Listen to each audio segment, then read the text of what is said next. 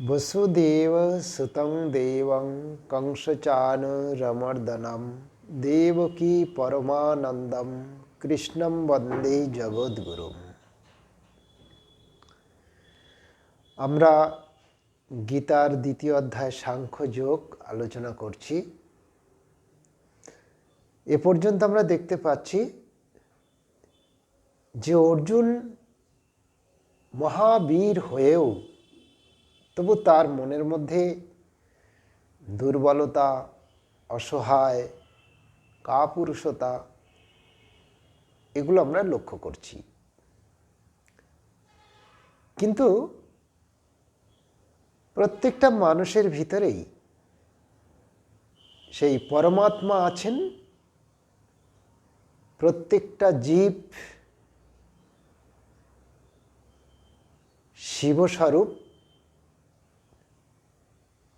এবং তাদের মধ্যে সমস্ত শক্তি বিদ্যমান।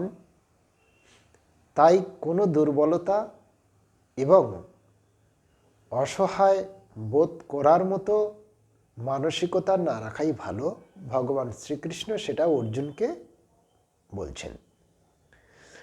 স্বামী বিবেকানন্দ বলছেন যে জগতে একটি মাত্র পাপ আছে, সেটা হচ্ছে দুর্বলতা। যারা মহাপুরুষ, বীর পুরুষ, তারা কখনো দুর্বলতার শিকার হন না। তারা জীবনপণ সংগ্রাম করে যান। তাই তাদের দেখে ওই রকম সংগ্রামের জন্য প্রত্যেককে প্রস্তুত থাকতে হবে। আর কি বলছেন? স্বামীজি বলছেন যে নিজেকে অসহায় মনে করা এটা মস্ত বড় ভুল। নিজের মধ্যে সে আত্মচৈতন্য বিদ্যমান। আমরা সিংহ হয়ে মেষের মতন কাজ করছি, এটা আমাদের শোভা পায় না। তাই ওঠো জাগো, ওই প্রকার সংগ্রামের জন্য প্রস্তুত হও, স্বামী বিবেকানন্দ বলছেন। আর কি বললেন না, আমি একটা কথা বলতে চাই যে অনিষ্ট অবশ্যম্ভাবী। সেক্ষেত্রে নিজের দুর্বলতা যুক্ত করাটা উচিত নয়। কিভাবে না, আমরা জানি মানুষ মরণশীল, মানুষ মারা যাবে। এবার কেউ মারা যাওয়ার পরে আমরা যদি আমাদের সেই দুর্বলতা তার বশীভূত হয়ে রাত দিন অবিরাম কান্নাকাটি করতে থাকি, সেটা শোভা পাবে না। আমি পরীক্ষায় পাশ করতে পারলাম না, কান্না শুরু করে দিলাম, এটা উচিত নয়। আমার মধ্যে সেই শক্তি আছে যে শক্তির দ্বারা আমি ক্লাসের ফার্স্ট হতে পারি, সেটাকে কাজে লাগাতে হবে, স্বামী বিবেকানন্দ বলছেন। আর কি বলছেন না, ভূত প্রেত দানব দৈত্য শয়তান এগুলো আমরা গল্প শুনেছি, বইতে পড়েছি সব কিছু। কিন্তু যদি আমরা আমাদের মধ্যে খোঁজার চেষ্টা করি, যদি মানুষের মধ্যে খোঁজার চেষ্টা করি, এই মানুষের ভিতরেই সেই সব শয়তানের বাসা লুকিয়ে আছে। সেই সব শয়তানরা এই মানুষের মধ্যেই বসবাস করছে। নাহলে একজন ধার্মিক হচ্ছে, আরেকজন অধার্মিক হচ্ছে কেন? কাউকে মহাপুরুষ বলে আখ্যা দেওয়া হচ্ছে, কাকে অসুর বলে আখ্যা দেওয়া হচ্ছে। এগুলো কেন? সবাই তো মানুষ। আমরা এই মানুষের মধ্যেই শয়তান, ভূত প্রেত দানব দৈত্য আছে। তার কার্যাবলীর উপর ডিপেন্ড করছে, তার কাজ কর্মের উপর, তার ব্যবহারের উপর, তার কৃতকর্মের উপরে সে দেবতা না মানুষ না দানব না দৈত্য সেটা প্রকাশ পাবে। তাই আমাদের এই মানব জীবন থেকে দেবতায় পরিণত হতে হবে। তাই কিভাবে দেবতায় পরিণত হবে? স্বামী বিবেকানন্দ, ঠাকুরমা স্বামীজি এবং অন্যান্য মহাপুরুষরা সব বলে গেছেন, আমাদের সেই পথ ধারণ করতে হবে। শক্তি এবং ক্রমোন্নতিই জীবনের চিহ্ন, দুর্বলতাই হচ্ছে মৃত্যুর চিহ্ন। উহা যদি শক্তি হয়, স্বামী বিবেকানন্দ বলছেন, উহা যদি শক্তি হয় তবে তার জন্য নরকে যাও এবং ওই শক্তি লাভ করো। সাহসীরাই মুক্তির অধিকারী, বীর পুরুষেরা স্ত্রীরত্ন লাভের অধিকারী, স্ত্রীরত্ন লাভের যোগ্য। আর যারা সর্বাপেক্ষা বীর তারা আধ্যাত্মিকতা লাভ করতে পারে। যারা সর্বাপেক্ষা বীর তারাই আত্মাকে লাভ করবেই। কিসের মৃত্যু, কিসের দুর্বলতা, কিসের শোক, কিসের হতাশা, কিসের রোগ ব্যাধি? আমি চৈতন্য স্বরূপ, আমার জ্বালা যন্ত্রণা শোক তাপ কিছুই থাকতে পারে না, সেই বিশ্বাস নিয়ে আমাদের আগাতে হবে। তাহলে এরপরে শ্লোক আছে, মাত্রা স্পর্শাস্তু কৌন্তেয় শীতোষ্ণ সুখ দুঃখদা আগমাপায়িন নিত্যাং স্তাং তিতিক্ষস্য ভারত। কি বলছেন? এই মাত্রা কথা, অর্থাৎ মাত্রা মানে মাপা, মা কথা। মাত্রা স্পর্শাস্তু ইন্দ্রিয়ের সঙ্গে বিষয়ের সংযোগ। আমরা জানি পঞ্চ ইন্দ্রিয় চক্ষু কর্ণ নাসিকা জিহ্বা ত্বক, আর তার স্থল কি আছে? রূপ রস গন্ধ স্পর্শ শব্দ। চোখ, আমাদের চক্ষু একটা ইন্দ্র, সেটা রূপ দর্শন করছে। জিহ্বা একটা ইন্দ্র, সেটা রস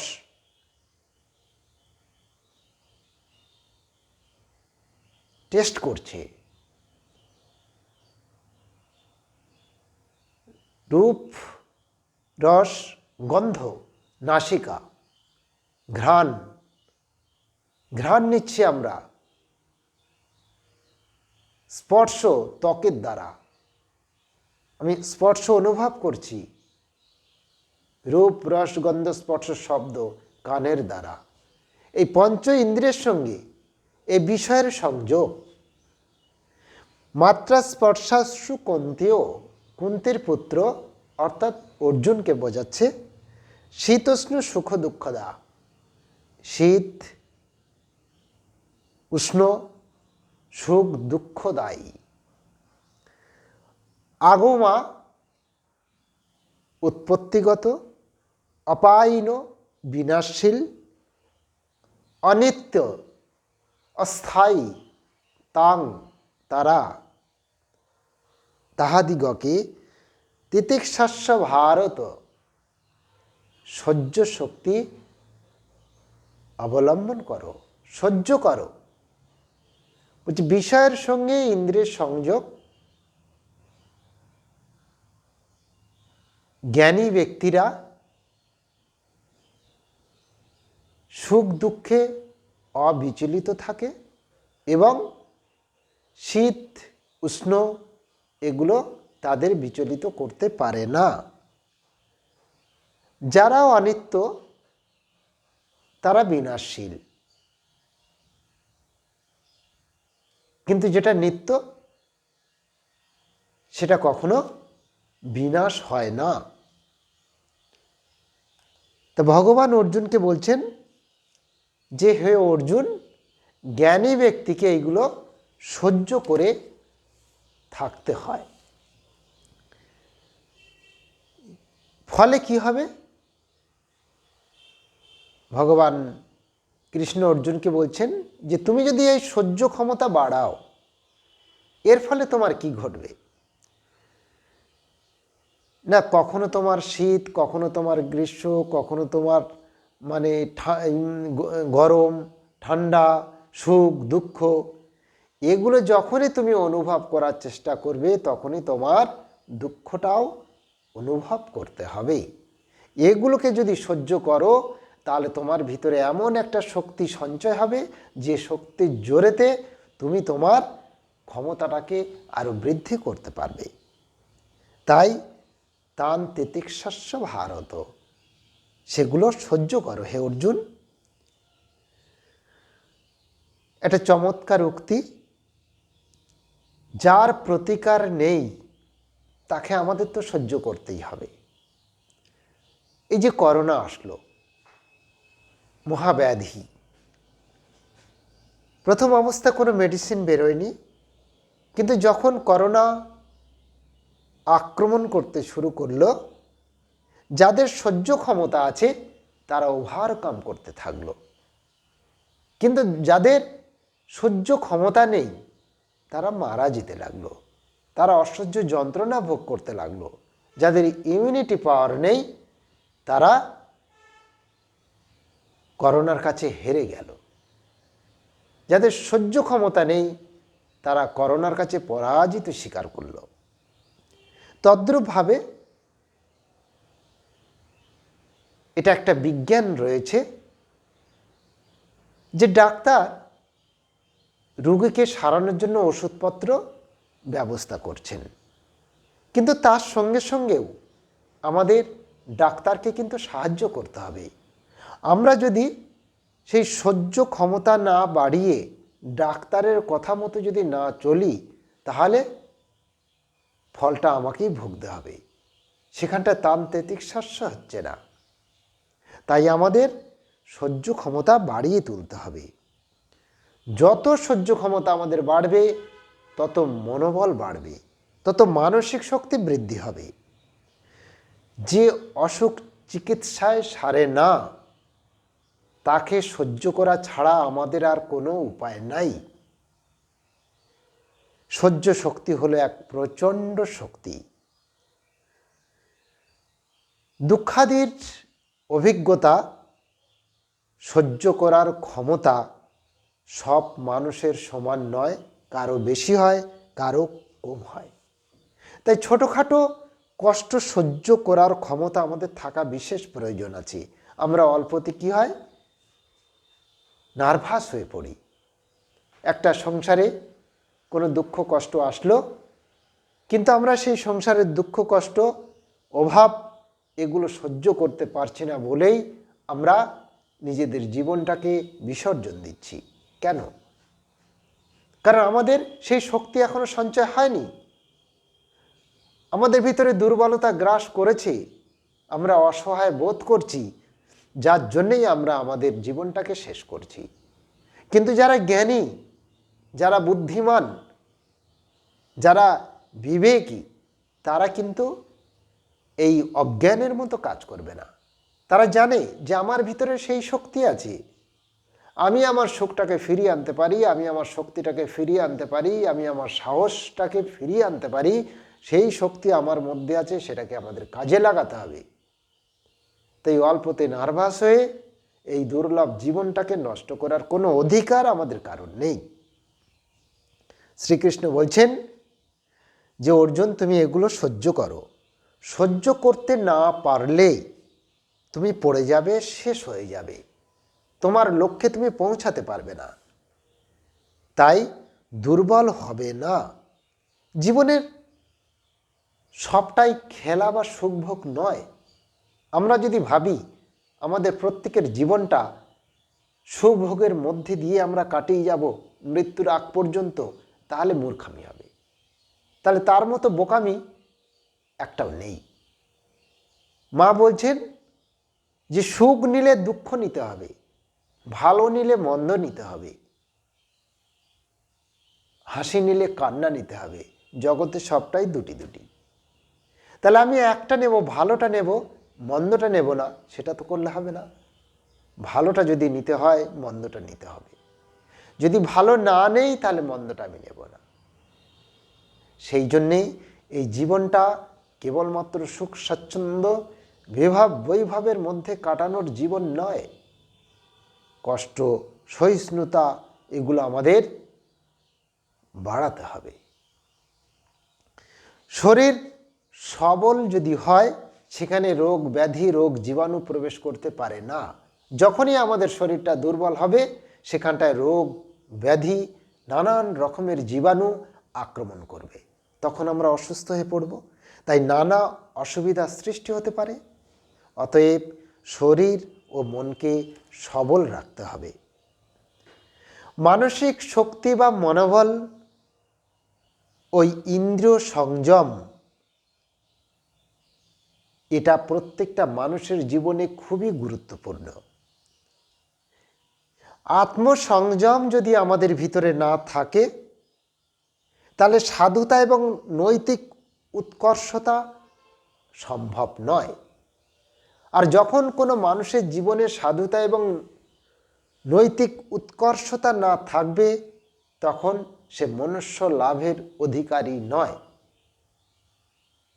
দৈনন্দিন জীবনে দুঃখ কষ্ট আসতে পারে, যদি একটু কষ্ট সহ্য করার ক্ষমতা আমাদের থাকে, তাহলে আমরা জয়ী হব।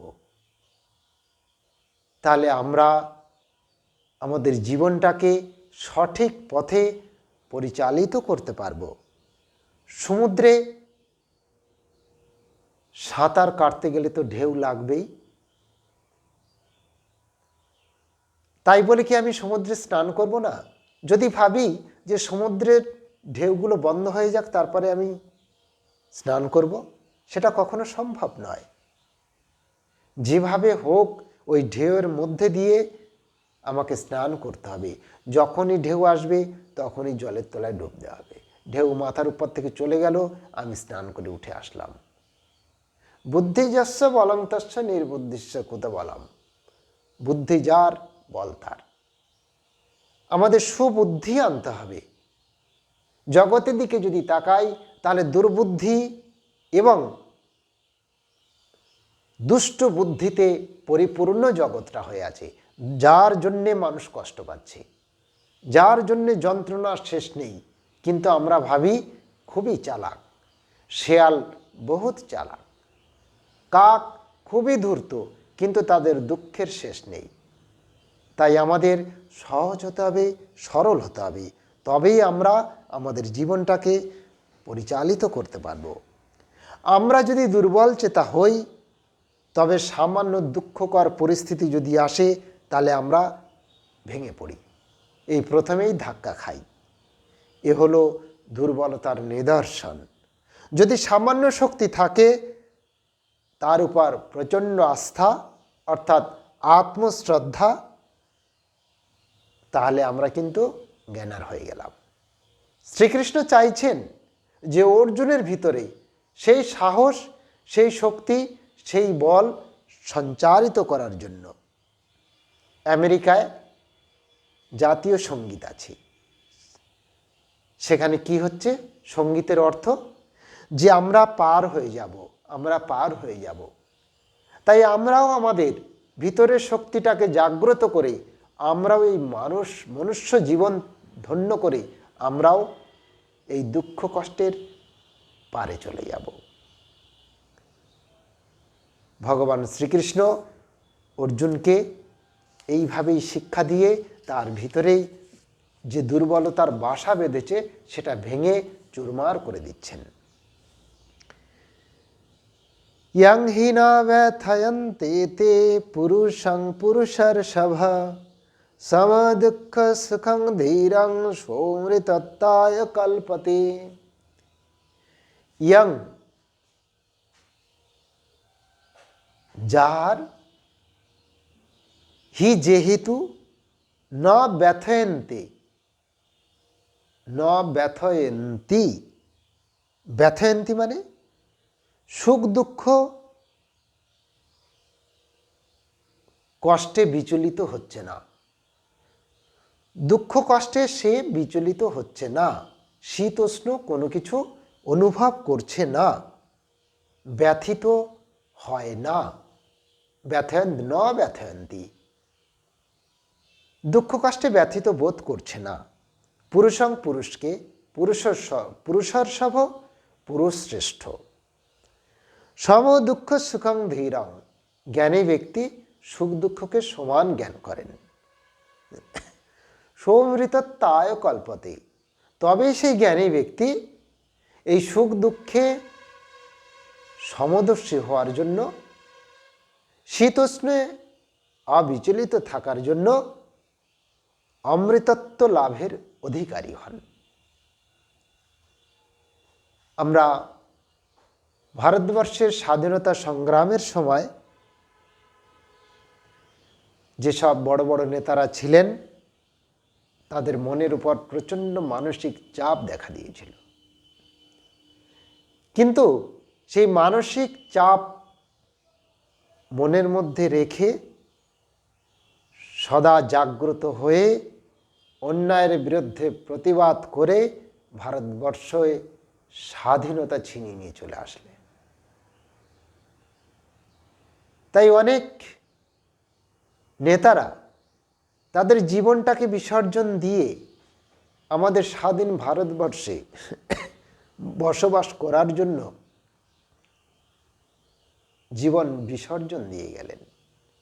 কিন্তু আমাদের দুর্ভাগ্য, আমরা তাদের সেই পথটাকে অনুসরণ করতে পারছি না। তাই প্রচণ্ড চাপ এবং মানসিক দুর্বলতা এগুলো আমাদের কাটাতে হবে, ভেঙে পড়লে চলবে না। আমরা সেই ক্ষমতা দিনের পর দিন হারিয়ে ফেলছি, যে ক্ষমতা স্বাধীনতার সংগ্রামীদের ভিতরে ছিল, যে স্বাধীনতা ফিরিয়ে আনার জন্য কত তাজা প্রাণ অল্প বয়সে বিসর্জন দিয়েছি, কিন্তু আমরা তাদের কাছ থেকে সেই শক্তি সাহস নিতে পারছি না। এটা আমাদের দুর্বলতা ছাড়া অন্য কিছু নয়। একবার সংবাদপত্রে বেরিয়েছিল যে সর্দার বল্লভভাই প্যাটেল অ্যাডভোকেট, উনি আদালতে সওয়াল করছেন। সেই সময় একটা টেলিগ্রাফ আসলো। টেলিগ্রাফ বল্লভভাই প্যাটেলের হাতে ধরিয়ে দেওয়া হলো। উনি সওয়াল করতে করতে টেলিগ্রাফটা পড়লেন। যথারীতি অবিচলিত থেকে টেলিগ্রাফটা পকেটের মধ্যে রেখে দিলেন। সওয়াল কমপ্লিট। আদালতের সওয়ালের পর বল্লভভাই প্যাটেল বাড়ি চলে গেলেন। গিয়ে তার মৃত পত্নীর সৎকার করলেন। ওই চিঠিতে লেখা ছিল তার প্রিয়তমা পত্নীর মৃত্যু হয়েছে। অথচ আমরা কি বলবো, সর্দার বল্লভভাই প্যাটেলের কোনো হৃদয় নেই, তার ভিতরে কোনো ভালোবাসার চিহ্ন নেই? নেভার। তার থেকে আরও অনেক বেশি কিছু ছিল। সেটা কি ছিল না, জীবনে উত্থান পতনের আঘাত সহ্য করবার ক্ষমতা। তা সেই ক্ষমতা আমাদের অর্জন করতে হবে। আধ্যাত্মিক উন্নতির জন্য চাই চরিত্র বল, ক্যারেক্টার। স্বামীজি বারবার বলছেন উচ্চ চরিত্র বল উচ্চ আধ্যাত্মিকতার ফলস্বরূপ। ওই শক্তির বীজ আমাদের মধ্যে আছে, তাই অনুশীলন চাই। অর্থের বিনিময়ে ওই শক্তি কখনো পাওয়া যায় না, আমাদের অভ্যাস করতে হবে। আমাদের ভিতরের সেই শক্তি জাগ্রত করার জন্য অনুশীলন করতে হবে। মানব জীবনটাকে ঠিকভাবে কর্ষণ করলে তবেই উত্তম ফসল ফলানো যাবে। ভগবান শ্রীরামকৃষ্ণদেব রামপ্রসাদের সুন্দর গান একটা গাইতেন, মন রে কৃষি কাজ জানো না, এমন মানব জমিন রইল পতিত, আবাদ করলে ফলত সোনা। তাই মানব জমিন, আমাদের সেই মানব জীবনটাকে কর্ষণ করতে হবে, উপযুক্ত ক্ষেত্র তৈরি করতে হবে, তবেই জীবনটাকে ধন্য করতে পারবো। না সত বিদ্যতে ভাব, না ভাব বিদ্যতে সত, উভয়রূপী নির্দিষ্টন্ত স্তনায়স্তত্তদর্শিভি। না সত ন অসত বিদ্যতে ভাব, না ভাব বিদ্যতে সত, ন অসত বিদ্যতে ভাব। মিথ্যার কোনো অস্তিত্ব নেই। না ভাব বিদ্যতে সত, সত্যের আবার অনিস্তিত্ব দেখা যায় না। সুতরাং সত্য সবসময় অস্তিত্ব সম্পন্ন। একটা কার্য আর একটা কারণ। সৎ হলো কার্য, যার সাহায্যে আমরা দেখি, আর অসৎ হলো কারণ। যন্ত্রে যত শক্তি যোগানো যাবে ততটাই কাজ আমরা পাব, তার বেশি নয়। একেই বলে কারণ ও কার্য অভিন্ন। এই পরিবর্তনশীল জগৎ নিত্য। যা পরিবর্তন তাই অনিত্য, যা অপরিবর্তন তাই নিত্য। জগতে সব কিছু পরিবর্তন, সবটাই অস্তিত্বহীন। জগতে একটি মাত্র অস্তিত্ব সম্পন্ন নিত্য সৎ, সেটা হচ্ছে পরমাত্মা, সেটা হচ্ছে ব্রহ্ম। জগতে তিনি একমাত্র সত্য বস্তু, আর সব অনিত্য। ভগবান শ্রী রামকৃষ্ণদেব বললেন, ঈশ্বরই একমাত্র বস্তু, আর সব অবস্তু। ঈশ্বরই ভগবানই একমাত্র নিত্য, আর সব অনিত্য। শঙ্করাচার্য কঠোপনিষদে বলছেন, প্রতিষ্ঠানম অন্যথা স্বভাব। প্রতি মুহূর্তে এর অন্য রূপ হচ্ছে। যা কিছু ক্ষণে ক্ষণে পরিবর্তিত হয়, বেদান্ত তাকেই বলে অসৎ বা মিথ্যা। আমরা যেটা অনুভব করি পঞ্চ ইন্দ্রিয়ের দ্বারা, সেগুলো হচ্ছে পরিবর্তনশীল, মিথ্যা। কিন্তু আমরা মনের মধ্যে যেটা আমরা অনুভব করব, সেটাই হচ্ছে সৎ বস্তু, ভগবান। যেটা আমরা উপলব্ধি করব, যেটা আমরা সাধন করতে করতে